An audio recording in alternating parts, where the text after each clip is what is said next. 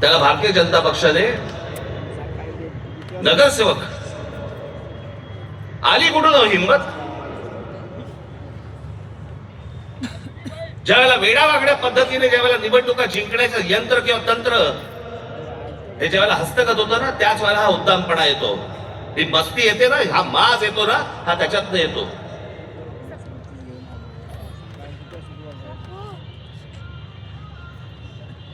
अख्खी मुंबई विकायला काढली, अख्खा महाराष्ट्र विकायला काढला, अख्खा देश विकायला काढला.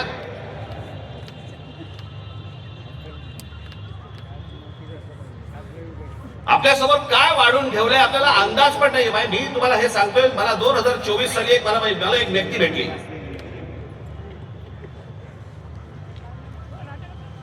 लोकसभेच्या निवडणुका झाल्यानंतरची गोष्ट सांगतोय, आणि त्यांनी मला जी माहिती दिली, आणि ती माहिती दिल्यानंतर माझे सगळे लोक, माझे काय रिसर्च टीम सगळी जी काही कामाला लागली, ते जे काही झालंय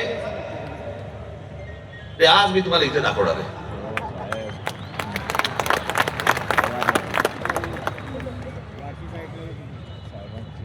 आणि मला असं वाटतं की मी आज जे दाखवणार आहे याच्यानंतर जर समजा आपल्याला भीती नाही वाटली, तर मला असं वाटतं या देशात निवडणुका न लढवलेल्याच बऱ्या.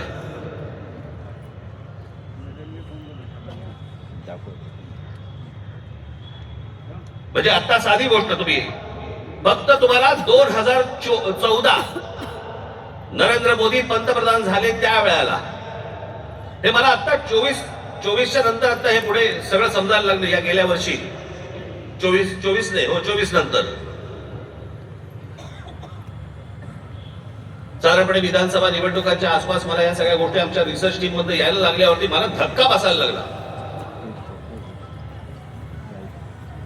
कारण आपण असे बघतच नाही कधी, आपण डोळे झाक करत बसतो,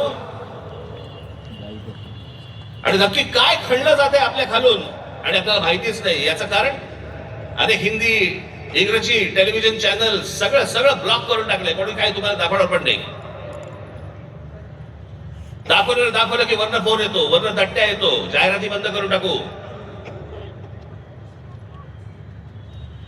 मी आता फक्त एक पहिला मॅप मी तुम्हाला भारताचा दाखवतो, 2014चा.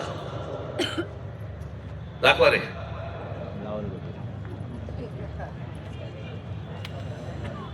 हा आहे 2014चा गौतम अडानी यांचे